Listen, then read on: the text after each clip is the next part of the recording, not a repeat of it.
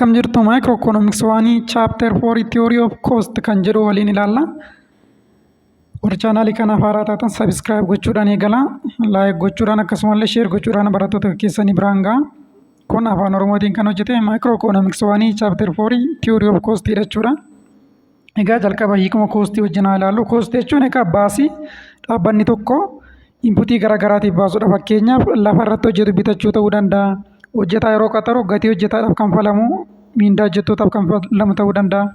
Kaapitaala maashinoota garaagaraa illee yeroo bitu bittaa maashinootaatiif baasii dhaabbanni tokko baasu ta'uu danda'a. Walumaa galatti cost jechuun baasiidha jechuudha.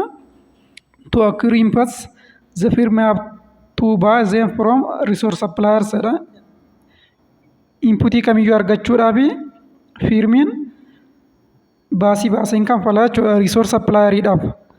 Cost is therefore the monetary value of inputs used in the production of an item. Cost is payment made for inputs like land, labor, and capital. Payment nuti landii, laborii, capital waan garaagaraa argachuudhaaf kanfallu cost jedhama jechuudha walumaa galatti. Yookiin immoo monetary value of inputs used in the production of an item. Cost of production can be classified into explicit and implicit costs. Egaa coostiin bakka lamatti qoodama. Inni tokko explicit cost jedhama. Inni biraa immoo implicit cost jedhama. Egaa isa jalqabaatiin haa ilaallu. Explicit cost jechuun maal jechuudha kan jedhu. Explicit cost refers to actual expenditure or out of pocket expenditure or monetary payment by the firm to outsider for those who supply factors of production. Kun actual payment yookiin immoo out of pocket expenditure dha jechuudha. Fakkeenyaaf example jedhee wage of worker miindaa hojjettootaa, cost of power or electric gatii elektirikiidhaaf kanfalamu, cost raw material yookiin immoo meeshaa dheedhiidhaaf kanfalamu costiin kanaaf bahu explicit cost jedhama jechuudha. Kuni dhaabbata yookiin firmii oomisha wayii oomishuun costii inni qaama alaatiif kanfalu qaama alaarraa fiduu jechuudha. Fakkeenyaaf elektirikii ofuma isaa dhiyeeffachuu hin danda'u dhaabbanni tokko gatii elektirikii ji'a ji'aan hin kaffala. Qaama alaatiif kanfalamaa jechuudha. Miindaan hojjettootaas hojjettoonni sun abbaa kaampaanii sunii miti qaxaramanii hojjetu.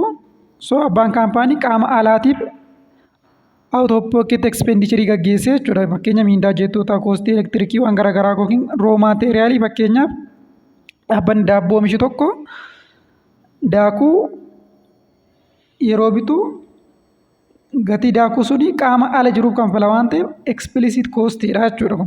Implicit cost kan jedhamu immoo refers to the value of inputs owned by the firm and used by the firm in its own production process. Qaama alaatiif kan hin kanfalamne inputii firmiin sun ofuma isaa qabu kan ofuma isaatti fayyadamu jechuudha. Iddoo qaama alaarraa hin bitiin ofuma isaa qabu. Fakkeenyaaf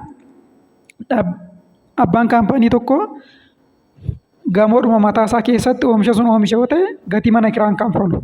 Kanaafuu koostiin mana kiraa rental koostiin implicit koostidha jechuudha. Fakkeenya abbaan kaampaanii tokko miindaa ofuma isaa manaajira kaampaanii sunii ta'e hojjeta yoo ta'e miindaan iddoo nama biraa qaxareeti alatti bahu sun otoo hin bahin hafaa jechuudha. Ofumaa manaajira kaampaanii ta'e waan ta'eef miindaan manaajiraaf hin kanfalu. Kanaafuu koostiin weejii manaajiraa sun implicit koostidha jechuudha. Example jedhee owner can be manager of the firm. The owner can use his or her own building as a production place. Ijaarsuma mataa isaa yookiin immoo fooqiidhuma ofii qabu productioniidhaaf keessattuu oomishuudhaaf yoo itti fayyadame gatii mana kiraa waan hin kaffalleef qaama alaatiin waan hin kaffalleef inni kun implicit jedhama jechuudha. Walumaa galatti explicit cost kan jedhamu coostii qaama alaatiif kanfalamu actual expenditure or out of pocket expenditure dha jechuudha. Implicit costiin immoo coostii qaama alaatiif hin kanfalamne yookiin immoo value of inputs owned by the firm and used by the firm in its own production process jechuudha hiiktisa. Egaa profit is always total revenue minus total cost dha. Egaa profit jechuun bu'aanii total revenue hir'isu total costiiti. Fakkeenyaaf dhaabbanni tokko oomisha wayii oomishuudhaaf inputii garaagaraa kanatti koostiin inni baase qarshii 1,000 yoo ta'e yeroo gurguru immoo qarshii 500 gurguraa yoo ta'e tootaal riiviiniiwwan isaa 500 ani inni itti gurgure jechuudha. Garuu inputii garaagaraa yeroo bitatu 1,000 bitee yoo ta'e tootaal koostiin isaa immoo 1,000dha. Piroofiitiin tootaal riiviiniiwwan maanis tootaal koostiidha. 500 hir'isuu 1,000 500 piroofiitii argate jechuudha. Given the previous categories of cost, we have two types of profits. These are accounting profit and economic profit. Egaa koostiin akkuma explicit cost fi implicit cost jechuudhaan bakka lamatti qoodne, profitis immoo bakka lamatti qoodna. Accounting profit fi economic profit jechuudhaan jechuudha. Accounting profit is total revenue minus explicit cost. Egaa jalqaba profit jechuun total revenue minus total cost jedhaneerra. Accounting profitiin immoo total revenue minus explicit cost. Explicit cost qofa.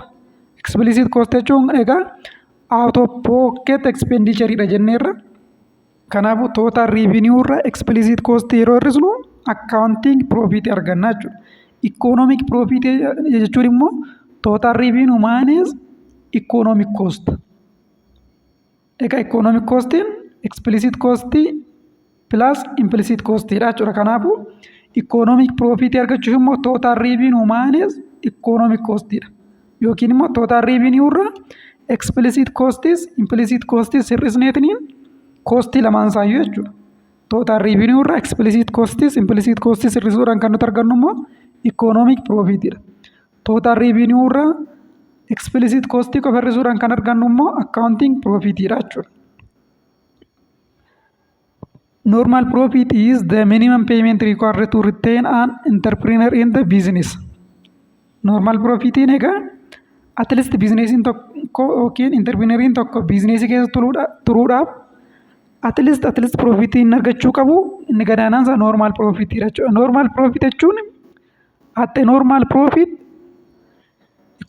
economic profit is zero. A firm is said to be earning normal profit when its economic profit is zero.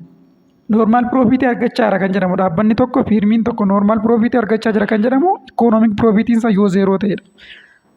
Kanaafuu mee equationii kana ilaallu economic profit equal to total revenue minus economic cost dha. Kana jechuun total revenue minus economic cost explicit cost plus implicit cost jechuudha. Ani lamaan isaanii irraa hir'isu.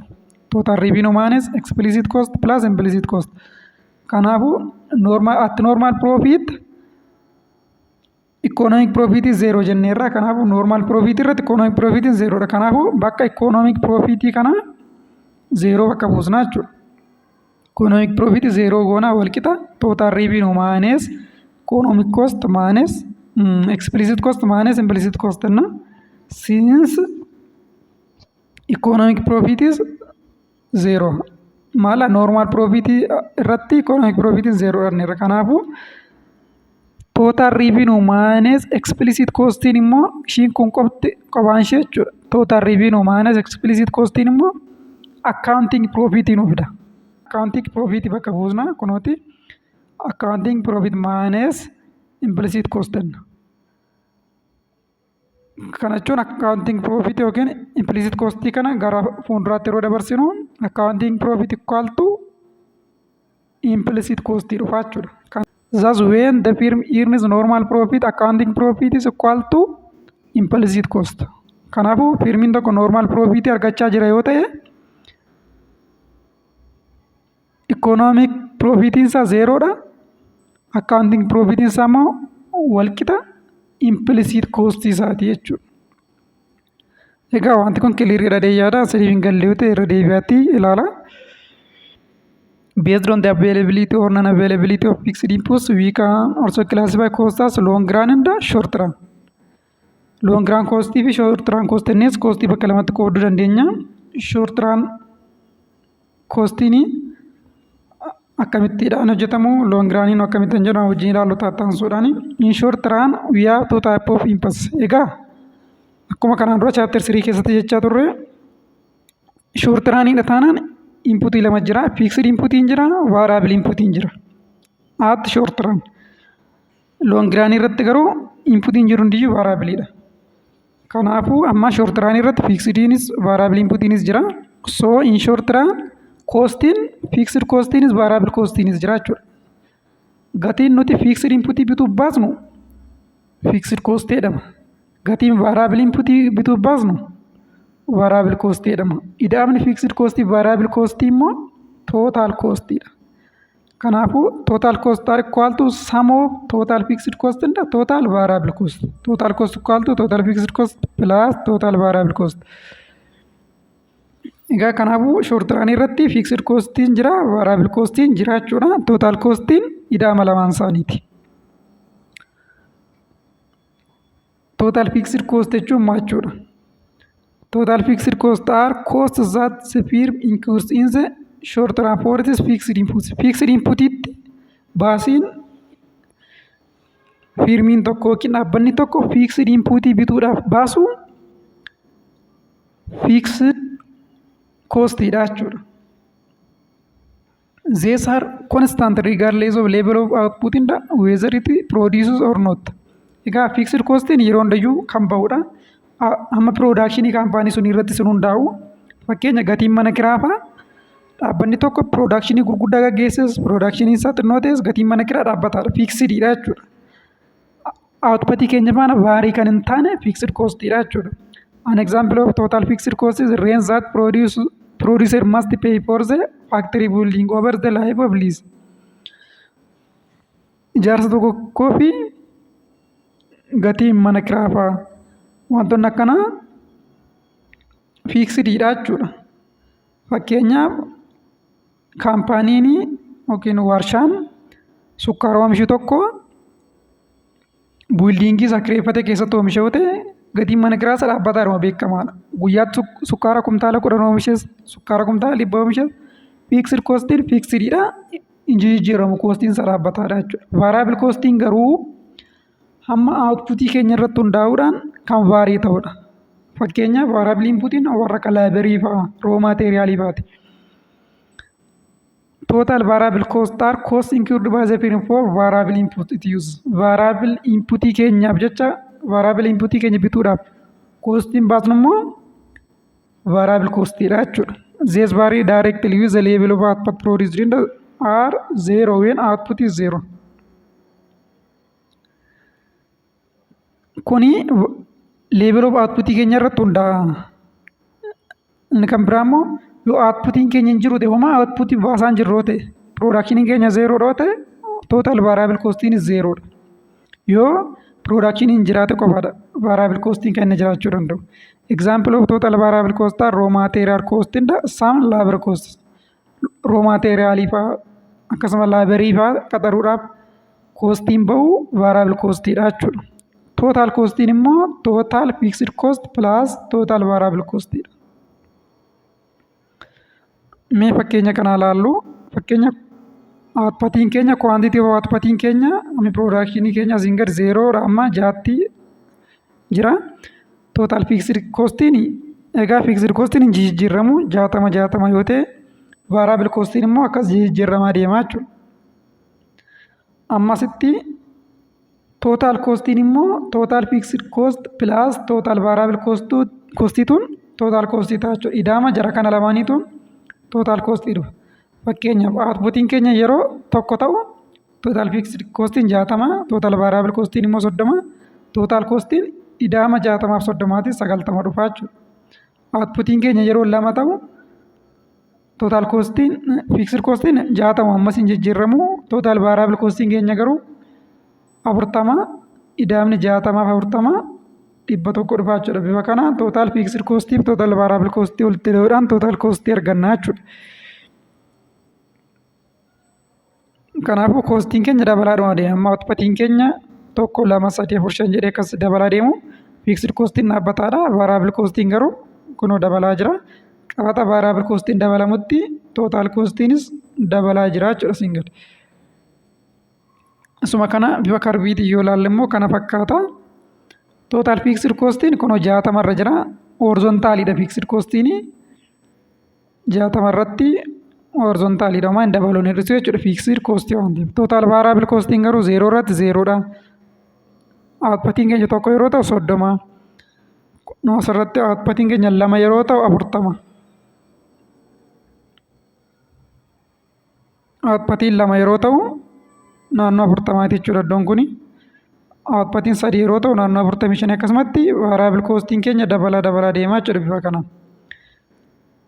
Total costiin keenya immoo ida'ama fixed cost variable cost waan ta'eef shape total variable cost kana qabaachuudhaan kunoo asitti bifa kanaan agarsiisna ida'ama jara lamaaniiti jechuudha.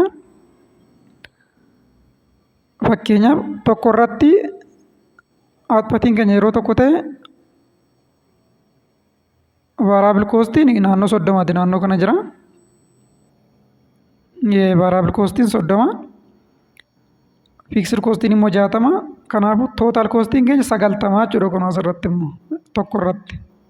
Outputiin keenya 2 3 4 yeroo dhufu bifuma kanaan fixed variable costiitu daameetiniin total costii kana dhufaa jechuudha.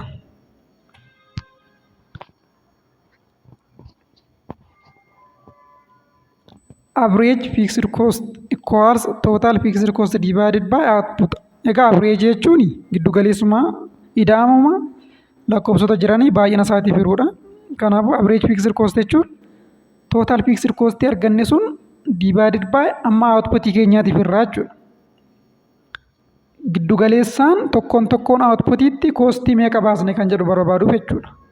In average tokkoon output keenyaaf tokkoon quantity output keenyaatiif costiin meeqa akka ba'e kan agarsiisudha jechuudha. Average variable costiin immoo total variable cost divided by outputidha. Average costiin immoo total cost divided by outputidha. Egaa average costiin immoo equal to average fixed cost plus average variable costidha. Average cost argachuudhaaf average fixed costii fi average variable cost walitti daana yookiin immoo total cost divided by output jennees argachuu dandeenya jechuudha. Bifa lamaan argachuu dandeenya.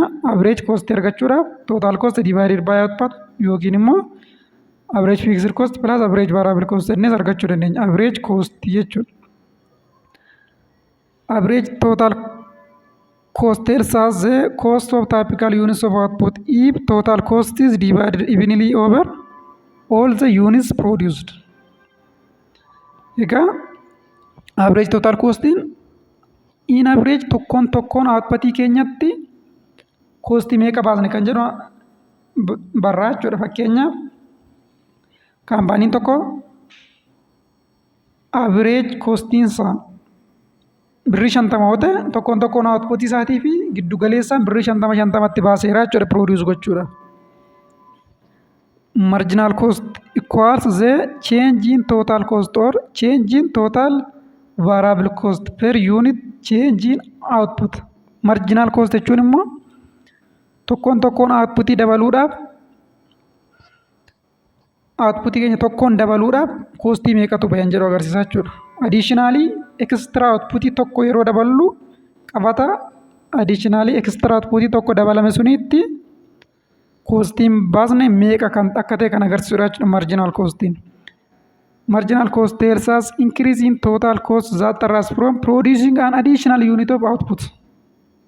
Yookiin immoo change of total cost or change of total variable cost per unit change in inputidha jechuudha.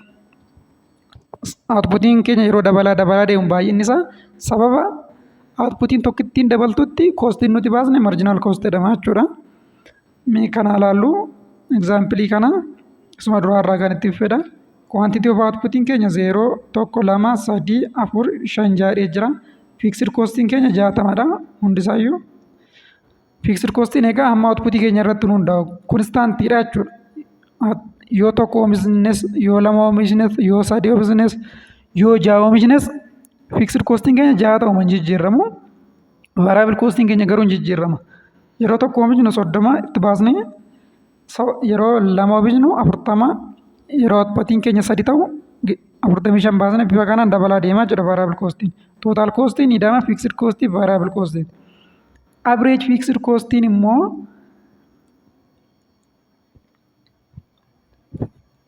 fixed costii hiruu outputiiti jechuudha. Fakkeenyaaf iddoo kanatti fixed costiin keenya 60 hiruun tokko outputiin keenya 1 waan ta'eef average fixed costii 60 dhufa jechuudha. Isa lammaffaa irratti immoo Fixed costing keenya 60 yeroo 2 total fixed cost over Q over output jechuudha. 30 dhufa jechuudha. Fakkeenya 5 irratti fixed costing keenya 60 jijjiiramu 5 yeroo irru average fixed costing keenya 12 dhufa jechuudha. Average variable cost immoo total variable cost over output dha. Isa tokkoffaa irratti variable costing keenya 30 hiruun tokko 30 dhufa. Isa lammaffaa irratti variable costing keenya 40 hiruu outputiin keenya quantitiin isaa 2 40 hiruu 2 20 dhufa jechuudha. Average variable costing keenya. Outputiin keenya yeroo 3 ta'u immoo variable costing keenya kunoo 45 hiruun 3 15 dhufa. Bifuma kanaan itti fufnaa jechuudha. Average variable cost argachuudhaafis. Average costing immoo average fixed cost fi average variable cost kana walitti hidhuudhaan kan argachuu dandeenyudha. Fakkeenya 60 da'uun 30 90 30 da'uun 20 50 20 da'uun 15 35 bifa kanaan average fixed cost fi variable cost walitti hidhuudhaan average cost argannaa jechuudha. Marginal costing immoo sababa extra output tokko oomishnutti sababa additional output tokko oomishametti cost nuti baasnedha jechuudha. Fakkeenyaaf isa kana immoo argachuudhaaf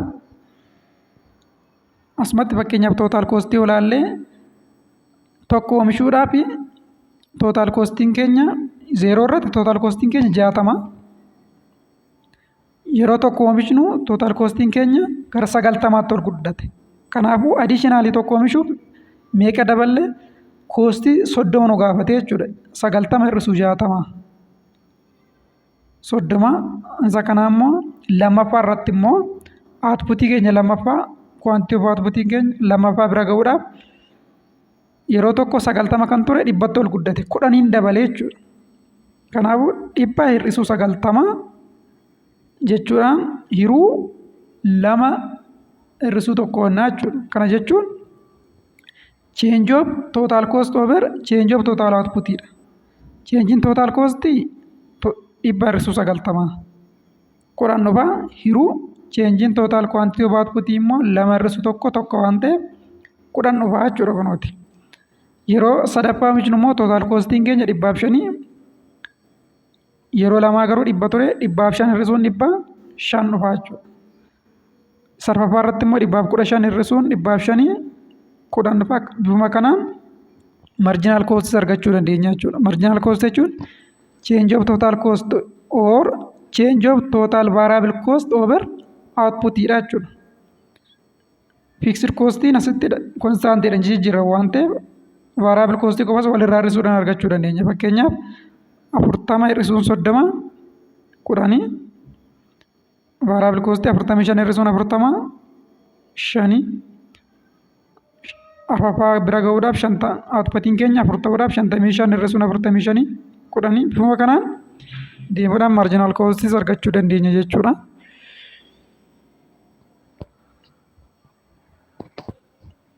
Giraafiidhuma kana teebilii kana bifa giraafiitti yeroo jijjiirru kunooti kana fakkaata.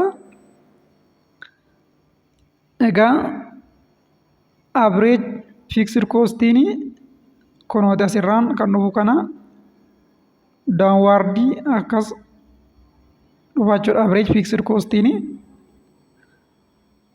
marginal costiin kunooti bifa kanaan dhufa. Waaksisii irratti cost x irratti asubatti gochuudhaan kan argannu.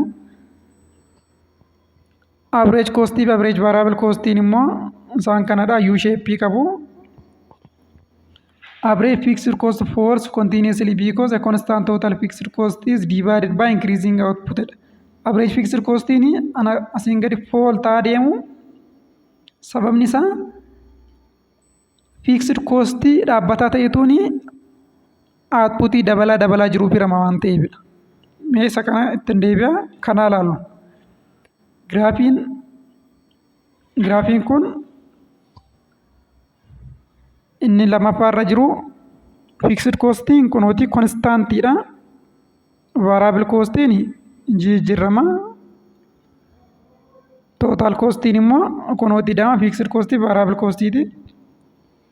bifa kana average cost yeroo jijjiirru fixed costiin horizontal ta'e dhaabbataan kuni average yeroo jijjiiramu average fixed cost jechuun fixed cost hiruu outputiiti. Kanaafuu fixed costiin dhaabbataa ta'e kuni outputii dabalaa jiru. Fakkeenya iddoo kanatti outputiin tokko ta'e iddoo kanatti 2, iddoo kanatti 3, iddoo kanatti 4. Fixed costiin lakkoofsa guddachaa deemuuf hirame jechuudha. Yeroo kana fixed costiin average fixed costiin keenya hin hir'ata jechuudha. Average fixed cost argachuuf fixed costii constantii ta'e kana outputii dabalaa jiru kanaaf yeroo hir'u average fixed costiin keenya akkas gadi irrachaa deemaa jechuudha. Fakkeenyaaf fixed costiin keenya 60 yoo ta'e 60 sun hiruun tokko 60 yoo ta'e naannoo kana ta'uu danda'a. Ammuma siyaasa deemu 60 hiruu 2 ta'a. 30tti gala. Amma siyaasa deemu 60 hiruu 3 ta'a. Amma siyaasa deemu 60 hiruu 10 akkas ta'aa deema waan ta'eef average fixed costiin keenya irrachaa deema. Because total fixed cost over outputidha. Quantity of outputiin keenya immoo waan dabalaa deemuufi lakkoofsa guddaadhaaf hiramaa deemaa jechuudha. Amma sinasii deemnu lakkoofsa guddaadhaaf waan hiramaa deemuufi average fixed costiin keenya hin irrachaa deema bifa kanaan jechuudha. Marginal costiin immoo jalqaba asiin gadi irrata minimum isaa irra gaheetiniin akkas asii ol dabala. Average variable costiin kunooti U shape qaba. Average total costiin immoo kunooti. Average total costiin average variable costii ida'u average fixed costiiti. Total costiin. Kanaafuu variable costiinis total costiinis U shape qabu jechuudha. Mee amma isa duraatti deebi'uudhaani average fixed cost falls continuously because constant total fixed cost is divided by increasing output. Total fixed cost constant ta'etuun output dabalaa deemuu firama waan ta'eef average fixed costiin fall ta'a. Bifa kanaafuu akkanatti dhufaa jechuudha giraafiin average fixed cost. Akkuma asirratti ilaalle fixed costiin keenya 60. 60 kun jalqaba tokko firama yoggus average fixed costiin keenya 60. 60 kun jalqaba 2 firama average fixed costiin keenya 30. 60 kun ittaansuudhaan 3 firama yoggus 20 dhufa. 60 kun ittaansuudhaan 4 firama average fixed costiin keenya 15 dhufa. Kanaafuu asiin gadi hir'achaa deemaa jechuudha average fixed costiin. Kanaafidha giraafii isaa irratti fall ta'aa kan deemu asiin gadi akkanatti bifa kanaan hir'achaa kan deemu average fixed costiin lakkoofsa gurguddaadhaan waan hiramaa deemuufidha jechuudha.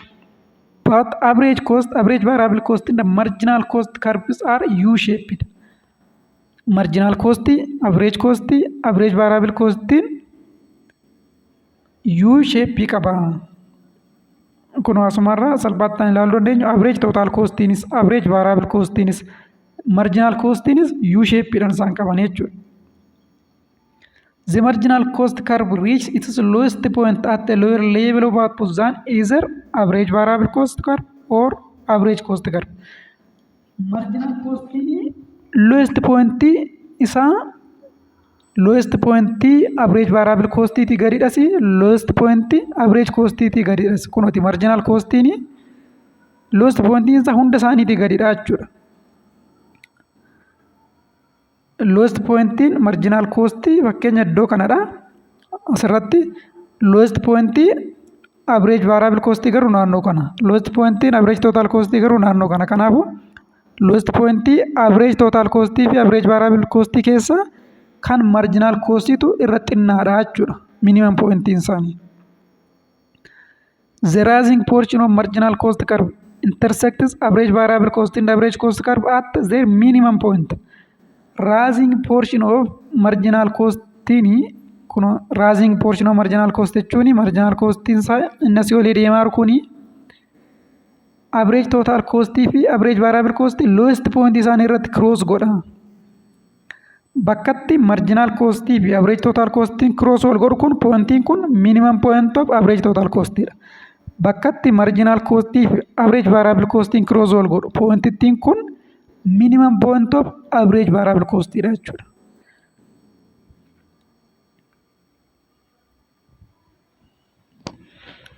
Let's see relation between marginal cost and the average cost. When marginal cost is below average cost will decline. Kun asumarratti salphisnee yoo ilaalle marjinaal yeroo marjinaal koostiin average koostiidhaa gadi ta'uttidha. Average koostiin decline ta'a.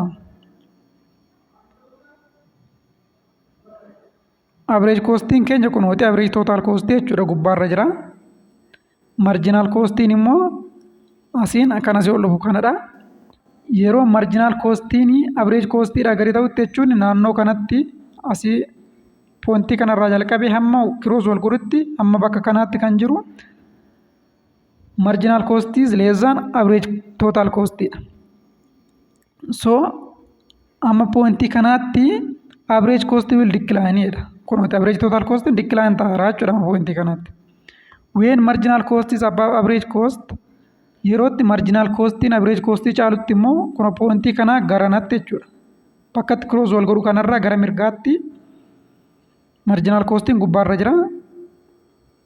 Average costiin immoo jalarra jira. Kanaafuu marginal costii caalee jira. Bakkatti marginal cost is above average cost ta'ee jirutti immoo the later will reach it is the later or average cost is rising jedha. Kanaafuu average costiin keenya rise ta'a jechuudha pointii kana booda.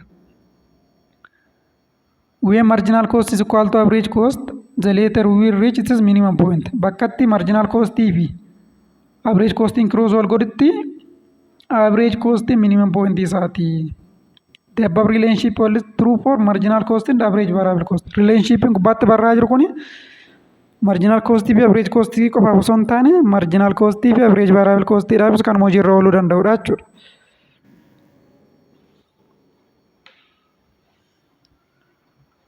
Ammoo rileeshinii production karbii fi cost karbii ilaalu. Egaa production chapter 3 keessatti ilaalleerra. Karbii isaas waan hundayyuu ilaalleerra. Warri viidiyoo chapter 3 ilaalle duubatti deebitanii ilaaluu dandeessu. Waa'ee production tokko tokkoon karbiin isaa akkamitti maal kan jedhu ibseen jira. Egaa warri barnoota kana asirraa barachaa jirtan chaanaalii kana subscribe godhaa, hiriyoota keessaniif illee share godhaa. Amma hariiroo production karbii fi cost karbii haa ilaallu. Unit product and unit cost curve are mirror image of each other. Unit product karbii fi unit cost karbiin mirrorii waliiti jechuudha. For instance, consider the relationship between average product and average cost. When average product is rising, average cost is falling. Sorry, asitti ring kan jedhu kun rising jechuu barbaadini. When average product is rising, average cost is falling. When average product is falling, average cost is rising. When average product is maximum, average cost is minimum. Mirror image waliiti jechuudha. Production fi cost karbiin. Bakkatti marginal productiin maximum ta'utti egaa suurri inni jalqabarra jiru production karbiidha. Inni itti aanu inni jalarra jiru cost karbiidha. Bakkatti marginal productiin maximum ta'utti pointii kanarratti marginal costiin immoo minimum ta'a. Kun marginal costiin immoo minimum ta'a jechuudha. Bakkatti average productiin maximum ta'utti pointii kanarratti average variable costiin immoo minimum ta'a.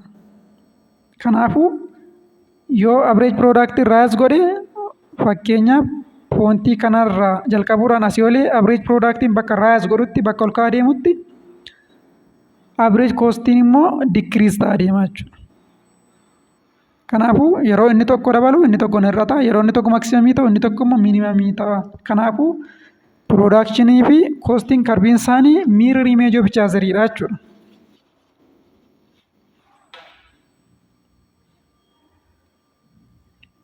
Asumarratti fakkeenyaaf pointii kana booda marginal productiin decrease ta'a deema.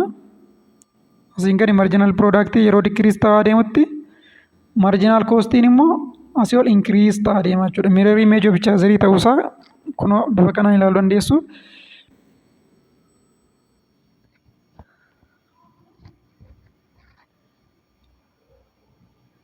Itti aansuudhaan long run cost ilaallu. Egaa haga ammaatti kan nuti ilaalle short run'idha. Short run keessatti fixed inputiin jira, variable inputiin jira. Egaa fixed inputii variable inputiin jira taanaan fixed cost variable costiin jira jechuudha. Long run keessatti garuu all inputs are variable. There is no fixed input. Fixed wanta ta'e hin jiru. Variablein inputiin jiru hundiyyuu variable inputidha. Kanaafuu coostiin jiru hundiyyuu variable costidha jechuudha. Fixed cost wanta jedhamu hin jiru long run production keessatti. Kanaafuu the long run is a period of time of such length that all inputs are variable. Inputiin jiru hundiyyuu variableidha jechuudha long run keessatti. If a product in technology is characterized by constant return to scale, egaa constant return to scale jechuun yoo inputiin double ta'e outputiin double ta'a. Yoo inputiin harka sadiin dabale outputiin harka sadiin dabala. Yoo inputiin harka lamaan dabale outputiin harka lamaan dabala. Yoo ta'e proportionally dabala yoo ta'e constant return to scale jenna jechuudha. Kanaafuu if product in technology is characterized by constant return to scale, doubling output requires doubling input, which implies doubling of total cost for given factor process. The long run total cost curve in this case is a straight line through the origin. This implies that long run average in the marginal cost are horizontal line in the long run average cost equal to long run marginal cost. Egaa yaanni waliigalaa waan kanaa constant return to scale dha yoo ta'e outputii keenya double gochuudhaaf inputii keenya double gochuu qabna yoo ta'e inputii keenya yeroo double goonu cost of inputiin keenya double ta'a jechuudha. Costiin keenya harka lama ba'a jechuudha constant return to scale keessatti. Kanaafuu long run total cost in straight line bifa kanaa qabaata. Long run total cost in straight line dha. Long run average cost in the marginal cost immoo horizontal line akka kanaa qabaata. Long run average cost equal to long run marginal cost dha horizontal line dha. Kun yoo maal ta'edha constant return to scale. Kana jechuun constant return to scale jechuun outputii dachaa gochuudhaaf inputiin keenyas dachaa ta'uu qaba yoo ta'e jechuudha. Proportionally dabaloota jechuudha. Kana jechuun costiin keenyas inputii dachaa goonoon cost of inputiin dachaa ta'a jechuudha. Yeroo akkasii walumaa galatti total costiin kun straight line akkasiiti. Long run average costiin marginal costiin immoo horizontal line dha equal ta'e jechuudha. Amma immoo long run keessatti keessa isa lamaffaa ilaalla. Inni jalqabaa yeroo constant return to scale ta'e jirudha. Inni lamaffaa kun immoo constant return to scale yoo hin taane ta'e. Kana jechuun increasing return to scale yookiin immoo decreasing return to scale yeroo ta'etti immoo akkamitti hojjechuu dandeenya kan jedhu ilaalla. Egaa jalqaba zeeroo irraa kaaseetiniin hamma walakkaa kana ga'u irratti increase at decreasing rate yoo ta'e costiin keenya walakkaadhaan booda immoo increase at increasing rate yoo ta'e sheeppiin isaa kana fakkaataa jechuudha. Akkasa suni straight line miti. Yeroo akka kana total costiin keenya sheeppiin isaa akka kanadha. Long run marginal costiin keenya kunoo sheeppiin isaa kana fakkaata. Long run average costiin keenya kana fakkaata. Lamaasaa U sheeppiidha jechuudha. Kun sababa maaliitti dhufa? Sababa increasing return to scale fi decreasing return to scale dha jechuudha. Akkasa jalqabaa suni constant return to scale miti.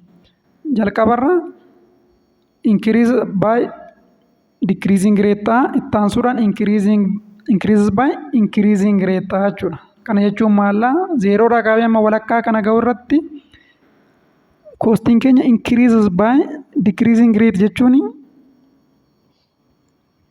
yeroo costiin double ta'utti outputiin keenya more than double nuu ta'eera. Walakkaa kanaan booda garuu costiin keenya increase by increasing rate jechuun costiin baay'ee ol ka'a. Kana jechuun costiin keenya double yeroo ta'utti outputiin keenya immoo less than double double iyyuu hin ta'u jechuudha. Sababa kanaatti walumaa galatti straight line hin ta'u jechuudha. Sheeppiin isaa kana fakkaata long runiin increasing fi decreasing return to scale keessatti jechuudha. When long run average cost is falling, long run marginal cost is less than long run average cost dha. Yerootti long run average costiin fall ta'utti egaa long run average costiin kunoo dhufee amma iddoo kanatti fall ta'a. Yeroo kanatti marginal cost is less than average cost dha. Kunuuti marginal costiin jalarra jira.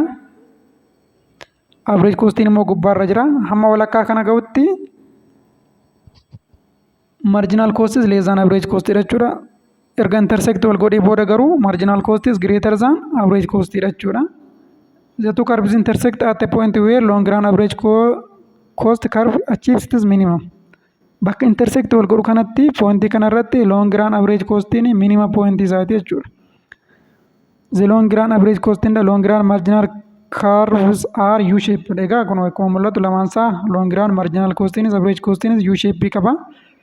Sourcing U-shape kanaa immoo increasing and decreasing return to scale dha jechuudha. Iddoo constant return to scale dha ta'eeti U-shape qabaatu kun akka isa duraa irratti ilaalle keesii constant return to scale keessatti U-shape miti horizontal line dha. Average costiin marginal costiin amma garuu sababa increasing and decreasing return to scale jirutti U-shape qabaate jechuudha. Egaa kun definitionii termiiti. Long run marginal cost measures change in long run costs associated with change in output.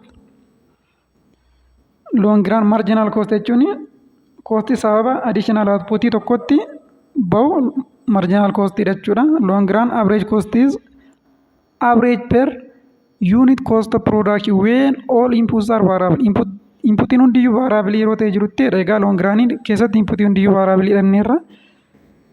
In average tokkoon outputiitiif costiin bahe long run average cost jedhama jechuudha. In general long run average cost is U-shaped. Kun bifa kanaan ilaallu long run average cost U-shaped dha. Hiiktusaa maali kan jedhu ilaallu when long run average cost is declining we say that the firm is experiencing economies of scale implies that per unit costs are falling. Long run average costiin kun yeroo fall ta'utti kun pointii kana jalqabee hamma iddoo kana ga'utti economies of scale jedhama jechuudha. Kun maalla costiin fall ta'aara per unit costs are falling per unit costiin hir'achaara waan ta'eef economies of scale dha jechuudha amma iddoo kanatti. When long run average cost is increasing long run average costiin kan yeroo akkas dabalaa deemu immoo asii olee kana yeroo dabalutti immoo this economies of scale dha because per unit costs are rising per unit costiin dabalaa jechuudha asiin ol. Gidduu kanatti garuu qixxee horizontaalii ta'ee jiru kanatti garuu constant return to scale dha. Per unit costiin dabalaa sirrisaas hin jiru jechuudha iddoo kanatti. Asiinas per unit costiin decline ta'a. Pointii kana qabee hamma pointii kanaatti immoo per unit costiin constantidha. Constant return to scale dha jechuudha. Pointii kanarraa amma kanaatti immoo asii olee kana immoo per unit costiin increase ta'aa deemaa jechuudha yookiin immoo this economies of scale dha jechuudha. Mee exercise kana ilaallu. Suppose the short run cost function of firm is given by total cost jedhee function kana kenneera. Find the expression of total fixed cost and the total variable cost. B. Derive the expression of average fixed cost, average variable cost, average cost and the marginal cost. C. Find the level of output that minimizes marginal cost and average variable cost and then find the minimum values of marginal cost and average variable cost. Gaa jalqaba function kana nu kenne kan warra dhaabbachuudhaan warra kana nu gaafate jechuudha. Mee bifa kanaan ilaallu egaa jalqaba total costiin kenname 2q square minus 2qq minus 2q square plus q plus 10 kan jedhudha. Egaa total fixed costiin 10 total variable costiin immoo 2qq minus 2q square plus q dha. In terms of q warri ibsamee jiru kun variable dha. Maala bakka q lakkoofsa garaagaraa yeroo buusnutti total costiin vaarii ta'aa deema waan ta'eef in terms of q warri ibsame amma pointii termiin sadan kun asii jalqabuudhaan amma iddoo kanaatti variable costidha jechuudha. Plus 10 jettu 10 garuu fixed dha. In terms of q miti kanaaf total fixed costiin 10 total variable costiin immoo kana jechuudha. Average fixed cost jechuun immoo total fixed cost over quantity of output dha. Kanaafuu quantity of output in terms of q ibsameera. Q jechuun quantity of output dha. Kanaafuu average fixed costiin total fixed costiin 10 ooyiruu q ti. 10 yeroo q kanuma jechuudha. Average variable costiin immoo total variable cost yeroo output ti. Egaa total variable costiin keenya kunooti 2qq minus 2q square plus q dha over q yenna. Kana dhufaa jiru 2q square minus 2q plus 1 dhufa. Average costiin immoo average fixed cost plus average variable cost. Average fixed cost arganneerra 10 over q dha. Average variable costiin 2q square minus 2q plus 1 dha. Idaama jara kana lamaaniiti jechuudha. Average costiin average fixed cost plus average variable cost dha jechuudha. Or yookiin immoo average cost maalla formula biraatiin immoo total cost over quantity of output jennee hojjechuu dandeenya. Kanaafuu total costiin keenya function walitti nuu kenname kanadha. Bakka total cost isa barreessuudhaan over q jechuudhaan average cost bifa kanaan argachuu dandeenya jechuudha. Itti aansuudhaan marginal costiin immoo marginal cost jechuun slope of total cost dha. Kanaafuu derivative of total cost with respect to output dha jechuudha. Total cost keenya with respect to q derivate goona. Kanaafuu functioning total cost gubbaatti nu kenname jiru kana with respect to q yeroo derivate goonu marginal cost kan arganna jechuudha. 6q square minus 4q plus 1 dha. Egaa concept derivative ansinni yoo jiraate duubatti ilaaltanii egaa maatisii qo'achuudha. Itti aansuudhaan asirratti maal gaafata? Find level of output that minimize marginal cost and average variable cost. In the same find minimum values of marginal cost and average variable cost. Level of output that minimize marginal cost and average variable cost. Yeroo quantitiin QV keenya quantitiin output keenya yookiin immoo level of output keenya meeqa ta'utti marginal cost fi average variable cost minimum ta'adha. Kan argachuuf marginal cost arganne sunii fi average variable cost arganne sun derivate goona jechuudha. Minimum point of marginal cost argachuuf derivative of marginal cost yookiin slope of marginal cost barbaanne zeerootti qixxeessina jechuudha. Minimum point of average variable cost argachuudhaafis pointii meeqa irratti quantitiin output keenya q'n keenya yeroo meeqa ta'utti average variable cost keenya minimum ta'an kan jedhu argachuudhaafis average variable cost keenya derivate goone equal to 0 jennaa jechuudha. Kanaafuu sirratti derivative of marginal cost equal to 0 jechuudhaan quantity output keenya q'n keenya yeroo meeqa ta'utti marginal cost keenya minimum ta'a kan jedhu argachuuf marginal cost keenya derivate goona jechuudha. Jalqaba total cost keenya derivate gochuudha marginal cost arganneera. C kanarratti immoo samman nu gaafatame irratti immoo maal goona irra deebineet marginal cost keenya derivate goona jechuudha. Kanaafuu marginal cost keenya 6q square minus 4q plus 1 derivate with respect to q yeroo goonu 12q minus 4 dhufa. Isa kana wal qixa 0 gochuudhaan q sadi arganna. Kanaafuu quantity of output keenya sadi yeroo ta'utti marginal cost keenya minimum dha jechuudha. Itti aansuudhaan minimum point of average variable cost argachuudhaafis average variable cost arganne sun derivate goona. Derivative of average variable cost with respect to q. Kanaafuu average variable cost keenya 2q square minus 2q plus 1 dha. Isa kana yeroo derivate goonu 4q minus 2 dhufa. Wal qixa 0 gochuudhaan q tokko lamaaf arganna jechuudha. Kanaafuu q'n keenya yookiin quantity of output keenya tokko lamaffaa yeroo ta'utti average variable cost keenya minimum dhufa jechuudha. Siidhuma irratti itti aansuudhaan what is a minimum value of marginal cost and minimum value of average variable cost jedhamu gaafateera. Kanaafuu minimum value of marginal cost argachuudhaaf bakka marginal cost irratti qw sadi waan arganneef qw sadi irratti marginal cost akka minimum ta'u waan barreef equation marginal cost keenya qw sadi bakka buusna jechuudha. Marginal cost keenya 6q square minus 4q plus 1 dha. Bakka qw sadi yeroo bakka buusnu 43 dhufa. Minimum value of average variable cost keenya immoo function average variable cost keenya keessa qw tokko lamaffaa buusna jechuudha. Because average variable cost keenya minimum ta'u yeroo output keenya tokko lamaffaa ta'uu dandeenya. Asitti qw tokko lamaffaa waan arganneef equation average variable cost keenya keessa bakka buusna jechuudha. Qw kana duwwaa tuqaa 5 dhufa.